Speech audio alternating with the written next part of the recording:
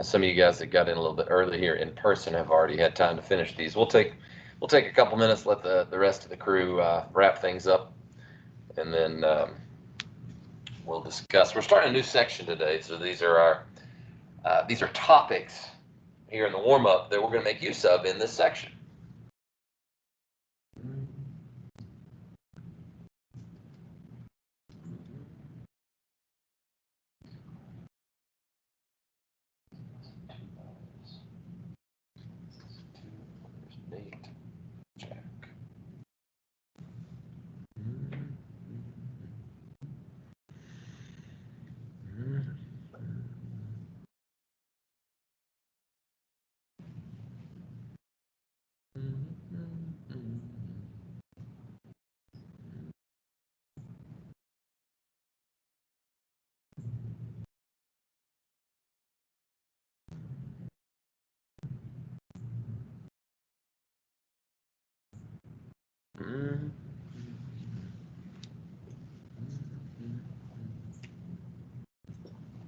All right, George, what do we do on number one? We're adding a couple fractions. How's that work?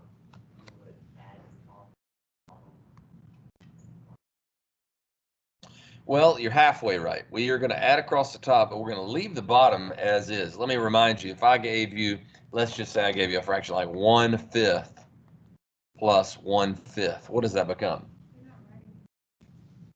Thank you.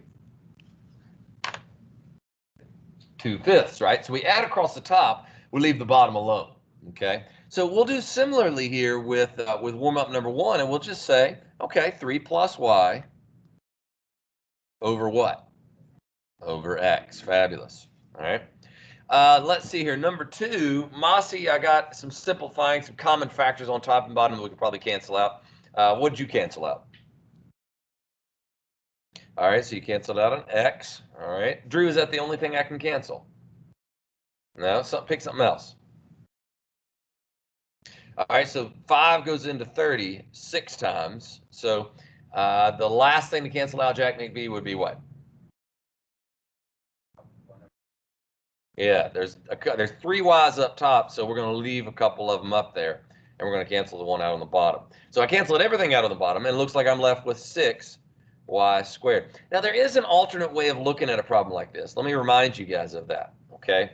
So instead of doing it kind of in-house as I typically would do it, that's how I learned to do it when I was a kid, you can also just rewrite the entire numerator and denominator. Okay, Paul, make sure you're masked up, please.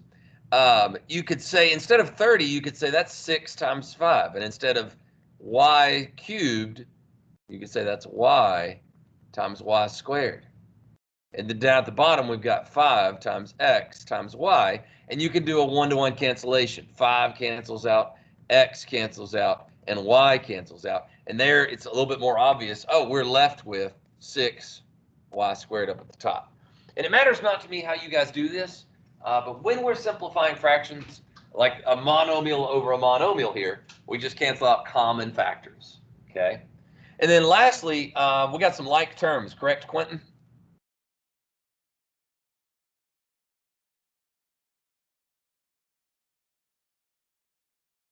Attaboy. 8a squared, 3a squared give us what? Fabulous. And I like how he said 11a squared. He didn't say, 11a to the 4th or anything crazy like that. Because remember, if I go to the store and I buy 8 apples and I buy 3 more apples, then I've got 11 apples. It doesn't all of a sudden change to oranges. So we add the coefficients and we leave the variables alone. Lewis, is that the only pair of like terms that we can combine? No, sir. All right, pick you another pair. There's positive 12a and negative 5a, so that'd be plus 7a. All right, excellent. And then Jake, our last one. Plus 5. Superb. And again, that's easy. That's just combining some like terms. All right, but again, these are all some skills that we're going to use today in our lesson. Any questions on the warm-up? All right. Y'all happy that it's Friday? Me too. Me too. We got a play going on here at school. Y'all might have heard me talking to Coach Dunlap a minute ago. The Christmas Carol. We're doing a rendition of the Christmas Carol, so I'm excited. I'm going to come up and watch that tomorrow. A surprise to my middle child. with a little daddy-daughter date in the middle of our day. But hopefully it'll be a good weekend for you guys. Get some rest. Get ready for our last full week.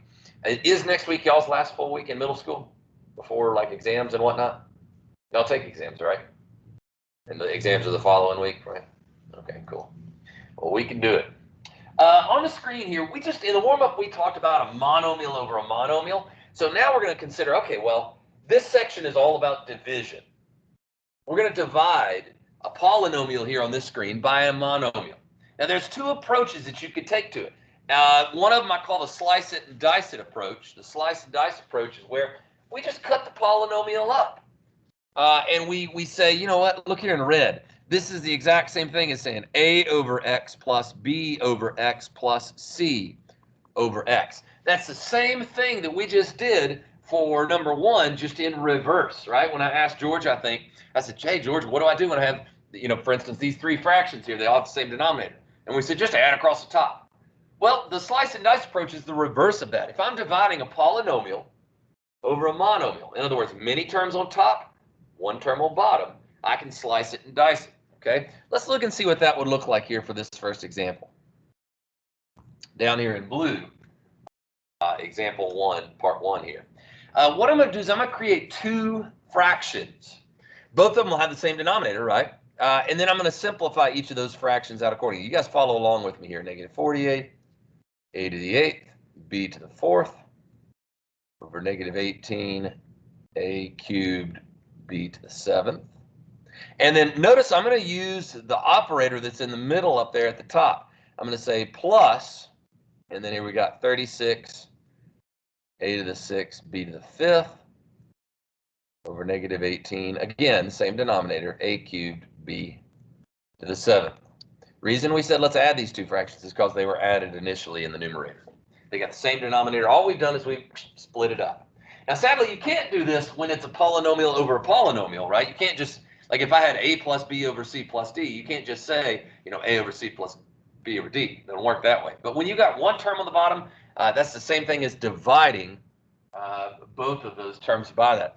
Perhaps another way of looking at this up here at the top in red, as you're still kind of taking notes and getting rolling on this, is to consider what is division. Division, Tiago, is multiplying by the reciprocal. And if I'm dividing something by x, that means I'm multiplying it by the reciprocal of x. James, you remember what the reciprocal of x would look like? Or better yet, what's the reciprocal of like 2/5? Yeah, you flip the fraction. So if x, which is not a fraction, but I can make it 1 by dividing by 1, has a reciprocal of what? 1 over x. So dividing by x is the same thing as multiplying by 1 over x. And then what property would I use to multiply something into a group? Distributive property. So it is as though we are distributing that 1 over x times all three of those. That's really all we're doing down here in blue. We're saying, hey, look, you got a binomial up top. That's two terms. It's being divided by this monomial. So let's multiply both of those terms by the reciprocal of that monomial, 1 over that, in other words. So that's how the slice it and dice it approach works. And then all we have to do is simplify out our two fractions. All we have to do is just simplify these two fractions out. Zoom in, make it a little bit easier to see. And we'll start with Ben. Ben, can you help me simplify just the numbers? So negative 48, negative 18. What goes into what?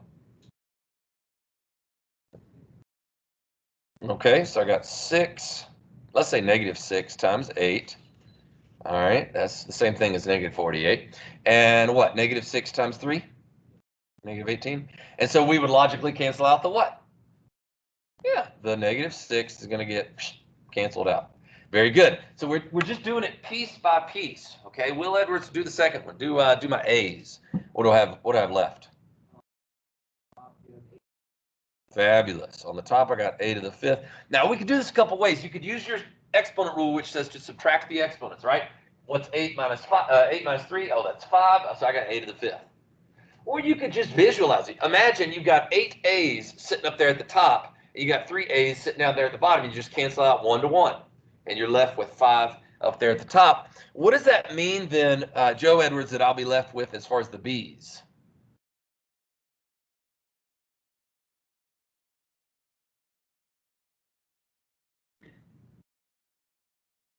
So b to the negative 3 means where is the b going to exist? It's going to be in the bottom. Another way of looking at that is, hey, you got 4 b's up top, you got 7 b's down at the bottom. If I start canceling out 4 b's on the top and 4 b's on the bottom, are there any b's left over up top? No, but there's 3 b's left over down at the bottom. All right, so another good way of considering that. Here we're going to take out the b to the 4th.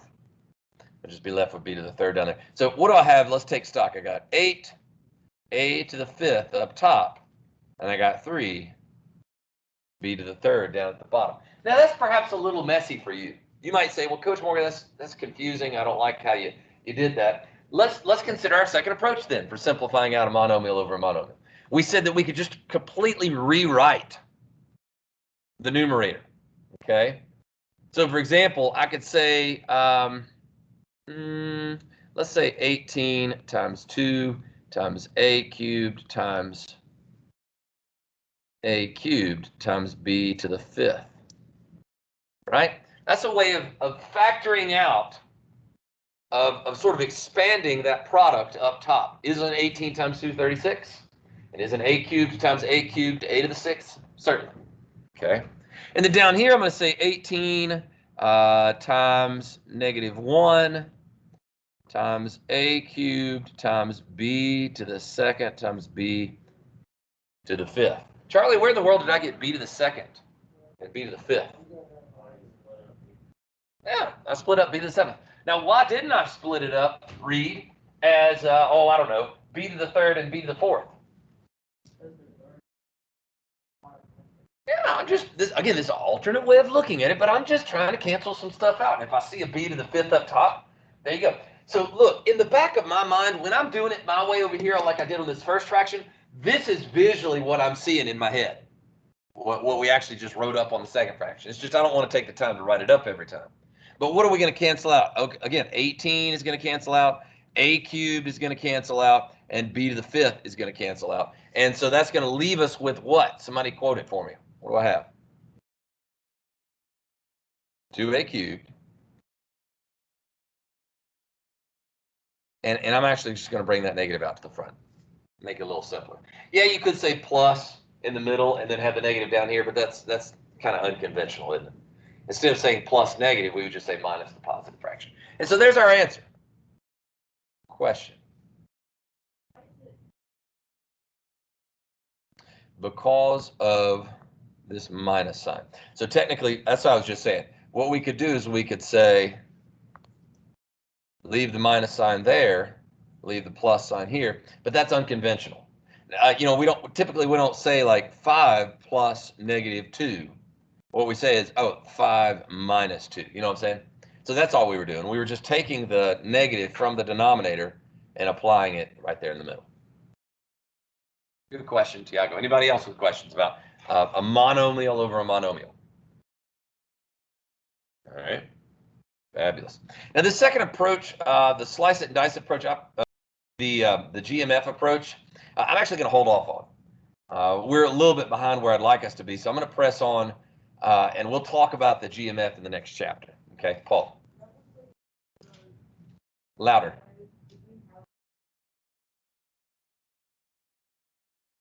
Did we highlight what?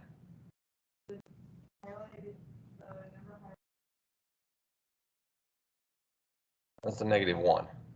You got a problem with my handwriting, Paul?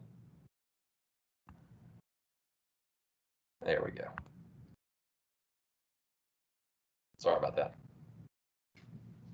All right, so now we're going to shift to a polynomial over a polynomial. We just did a polynomial over a monomial. In other words, many terms on top and only one term at the bottom. Now we got a bunch of terms on top and a bunch of terms on bottom.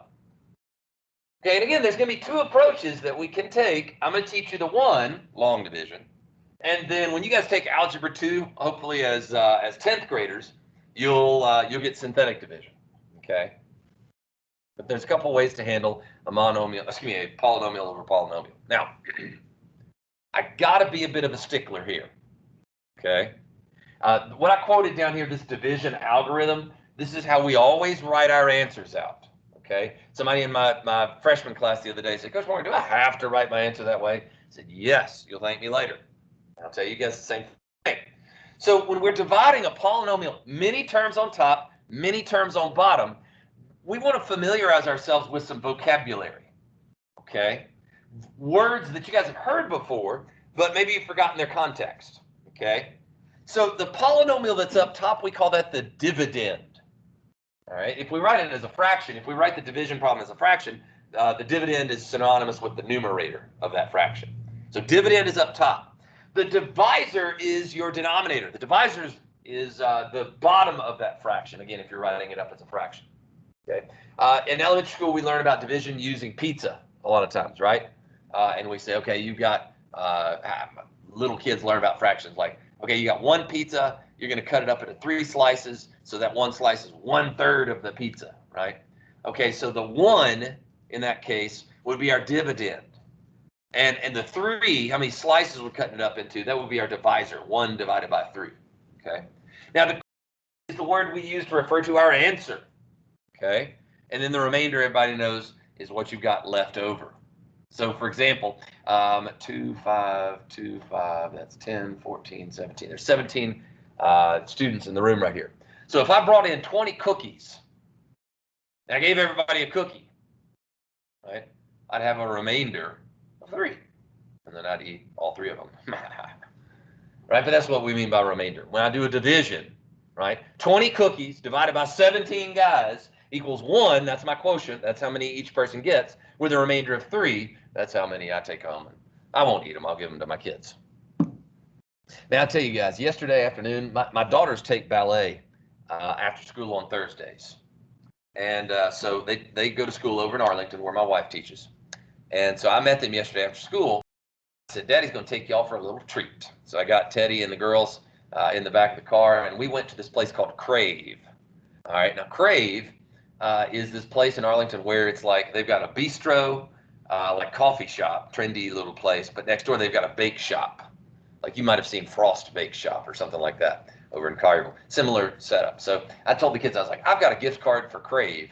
We're going to go get some treats before ballet class. And so they were like, yay! And so we went into the Crave, right? And they've got these delicious looking treats that they've baked. The girls both got like a piece of what's called Christmas cake. And Teddy got like a giant whoopie pie. You guys know what a whoopie pie is?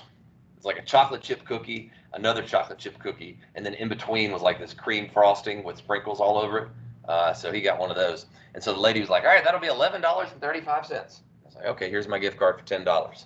And then I'll pay the rest in cash. And she was like, oh, sorry, we don't accept this gift card. I said, what are you talking about? It says Crave on there. She said, I know, it's for the bistro next door. I was just like, dude, you've got to be kidding me. So instead of breaking my children's hearts, I just ponied up for the $11.35 and said, all right, I'll go to the bistro some other time, I suppose. And we had ourselves a fantastic time. Teddy chowed down on that cookie like it was going out of style. And I thought, man alive, he's not going to eat his dinner, but them's the breaks. All right, enough about division of cookies. Let's talk about division of numbers. All right, now I've got still at the top of the screen this division algorithm of like how we write our answer up, okay? And then I've got an old school example that you guys are used to seeing because we learned how to do long division in elementary school, right? So if you looked at the dividend here, that's what would be on top of our fraction, 875. If you're doing long division, the dividend is what goes inside the little carport, goes inside the little house, so to speak, okay? 25 is the divisor, goes on the outside. So we're dividing 875 by 25, and we get a quotient of 35 and a remainder of 0. A remainder of 0 is a nice thing, by the way. Can we make a note to that effect? That when we get a remainder of 0, it's a good thing. That means that the divisor was a factor of the dividend. Write that down.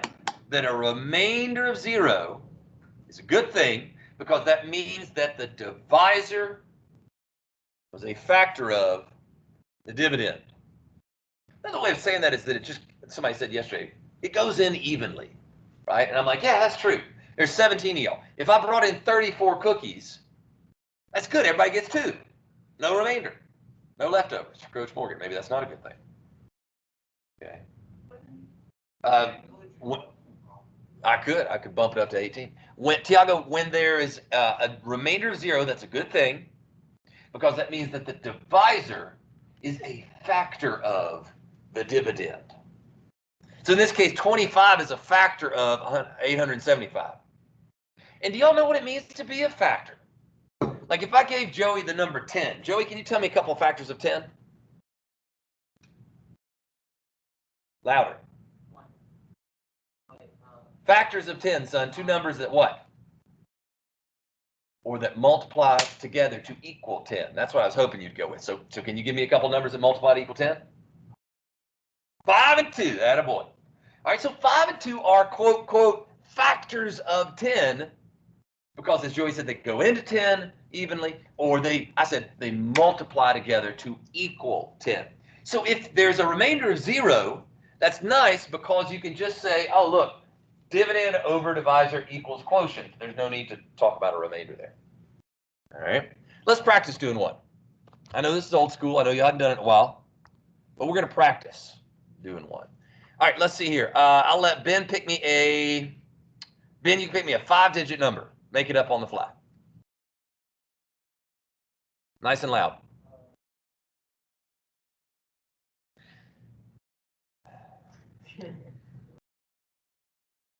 Jake, make me up a 6-digit number. Or what, a 5-digit number, I think. I said a 5-digit number. You said 100,000. Gosh dog it. That's a 6-digit number. Jake, can you please just call out 5 numbers in a row? 3, 4, 5, 6. That's 4 numbers. 7. Gosh dog, y'all's creative juices are not quite flowing this morning. Okay, we're letting me down. James, give me a 2-digit number.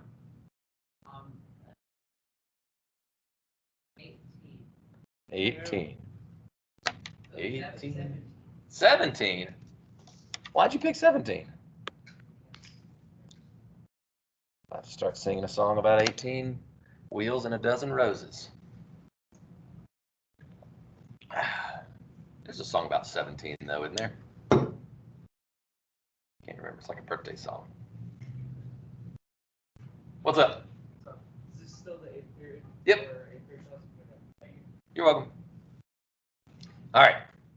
I have a feeling I know why James picked 17. All right, so here's how this would start. Your teacher back in elementary school would say, all right, Sonny, you want to look at 17 and see how many times does it go into 3. In other words, we're looking at the first number. And of course, you'd say, well, that doesn't go into 3. And so you would expand it to the second 2, and you say, ha-ha, 17 goes in how many times? Twice. All right, where would I write my 2? Right. Write my 2 up over the 4, 2 times 17, then I multiply, and then I subtract. Then bring 1 down. We'd say, oh, sorry, it doesn't go in there. Multiply, subtract. 56. Is that 3 times? 51, subtract. Uh-oh, what just happened? There we go. Bring this down. And again, we're going to get a 3, 17, 51. And then our problem is done. Right? You guys remember doing that. Some people used to just moan and groan and they say, oh, I hate long division. I hate the grind. It just takes too long. Oh, I just mess up every time. I'm not paying attention to small details. Whatever. I freaking love long division. You know why? Because it's a rinse and repeat. It's an algorithmic process. Algorithmic process means that I do like step 1, step 2, step 3, repeat. Step 1, step 2, step 3, repeat until I get my my desired result. Y'all see me kind of turning here. What was I thinking of? A Rubik's Cube. That's how they solve oftentimes a Rubik's Cube, is that they go through certain algorithms. Like they'll turn the right side forward, the top side forward, the front side backward, and the right side forward. And then that will maybe move that top right-hand corner block. And then you repeat the process enough to where you're rotating that block to where you want it. That's an algorithm. What we're doing is again, what did we say? Multiply, subtract, bring down, repeat. And so when we talk about polynomial long division, these are going to be our same steps. Okay, but how do I write my answer up? This is what I wanted to get to. 3, 4, 5, 6, 7 over 17 equals 2033 plus 6 over 17. This is, do we have to write it up that way? Yes. That's how we're going to write up our answer. Okay. Now, I know that in elementary school, teachers oftentimes will say, all right, little Johnny, you can write it up like this, with a cute little R and then a 6. Wrong. Don't do it that way. Okay, I love my elementary school teachers. They're not wrong in that context. But in the high school context, we don't write it up that way.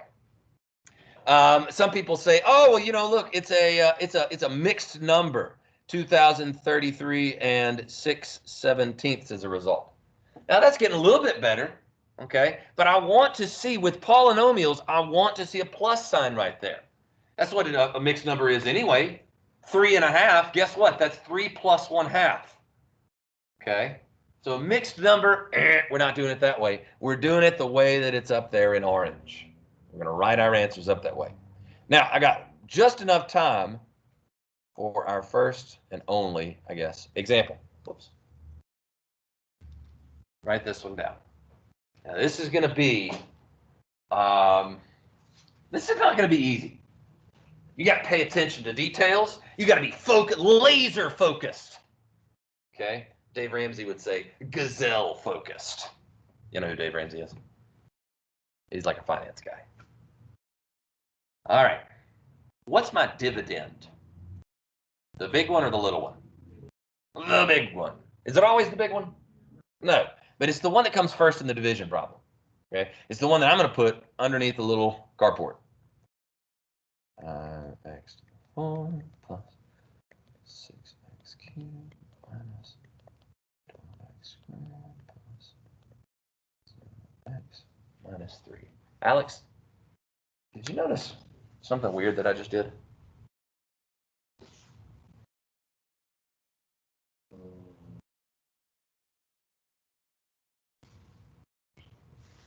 Did something goofy there. You spot what it is? Yeah. I put in a 0x as a placeholder. Did you read what was in orange that was underlined twice with stars around it? All right. Don't skip terms. What that means for us, fellas, is that if I'm counting down the quartic term, the cubic term, the quadratic term, and then a constant, I have skipped which term? What letter is this? Okay, so Alex identified 0x. What is the degree of that term? And a degree 1 term is called linear. We have forgotten our vocabulary from 2 weeks ago. Tisk, tisk, tisk. All right, what I meant by this is that, well, look, if we start with the quartic term, degree 4 term, and then degree 3 term, and then degree 2 term, I'm looking at the exponents, right? If the exponents count down as they properly should, don't skip over anything or everything. Your division algorithm, that process is going to get all cattywampus. It's going to get off kilter. But if you put in an artificial placeholder, if I said, hey, Alex, here's $0, you know, does that change anything? No, you can always add 0. That's the identity property of addition. Okay. Now, similarly, look at your divisor and tell me what it should be. X squared plus 0x. Plus 3. Now, you won't always have to do that. I promise. You won't always have to do that. But if they have skipped terms in the dividend or the divisor, it's your responsibility, it's my responsibility to put in a placeholder so that everything stays lined up nice and neat in the columns. Okay? All right, here it is. And I'm afraid we're probably not going to finish this example, but that's okay. We're going to get started. The first step, what gets the ball rolling here, is to look at, much like we did in the previous numerical example, just to look at the first term of each, okay? And I'm going to ask Luke, I'll ask you the question. What do I have to multiply? Pay attention to this question, everybody. What do I have to multiply times x squared in order to get 5x to the 4th? Who am I asking, dadgummit? Luke? You just said what he said. He was wrong, and now you're wrong. All right. Another way of looking at this is a division problem, isn't it? 5x to the 4th divided by x squared. What's the result? 5x squared. That's what we're going to write up top. And I'm going to put it in the x squared column. All right, let me ask you the question again, now that we've kind of talked about it. What do I multiply times this first term, x squared, to get this first term, 5x to the 4th? 5 and then x squared. That's what it would require for it to match exactly up. Tiago. Because I said I wanted to keep things lined up nice and neat, and that is a quadratic term, and so I put it in the quadratic column. Now, that's not a necessary thing, by the way. That's just a Coach Morgan thing. But I find that it makes life easier when we keep things lined up nice and neat in our columns. Plus, I have the added benefit now of knowing that my next term of the quotient will be what kind of term? A linear term. And the last term of my quotient will be constant. Thank you. I can't believe y'all have lost your vocab already. Tisk, tisk. All right. What do I do after I write something up on the top? Not yet. We multiply. Now, this is going to be requiring a little bit of mental focus, right? I said laser focus.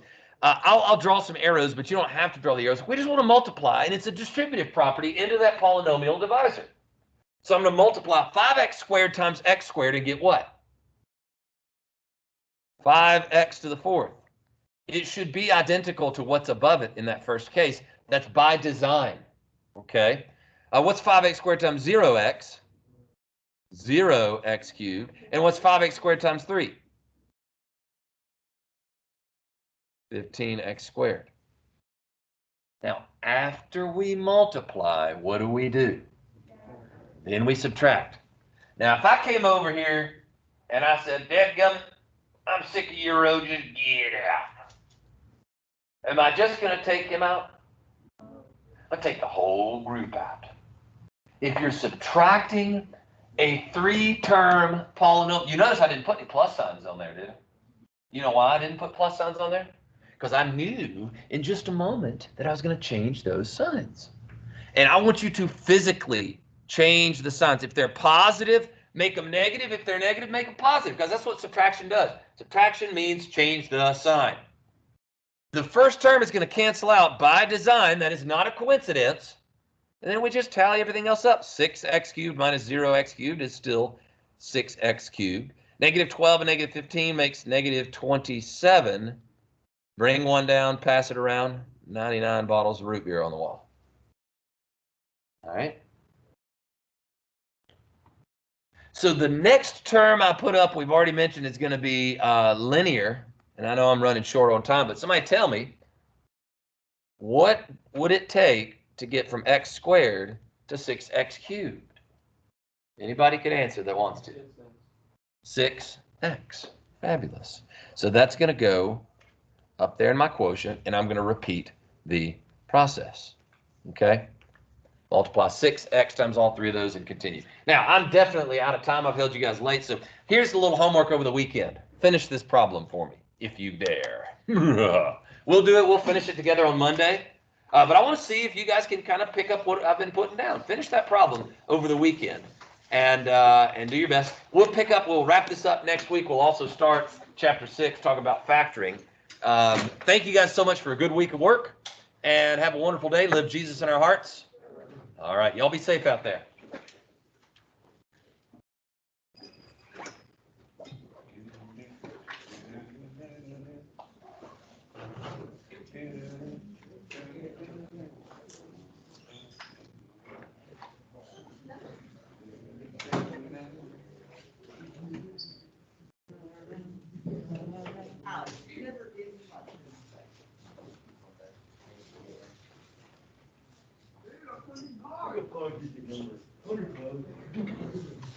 It shows in 99. See you, fellas. That'll be good.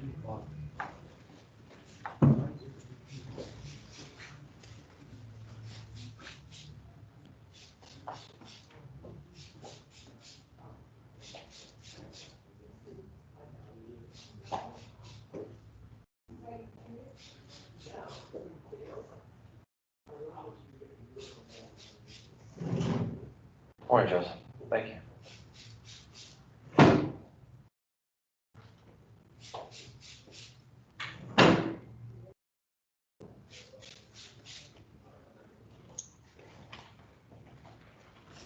Good morning, Quinn.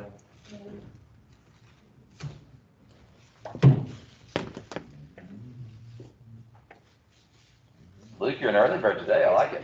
Yes, sir. You're a boy. Isn't it? This is my favorite math class of the day.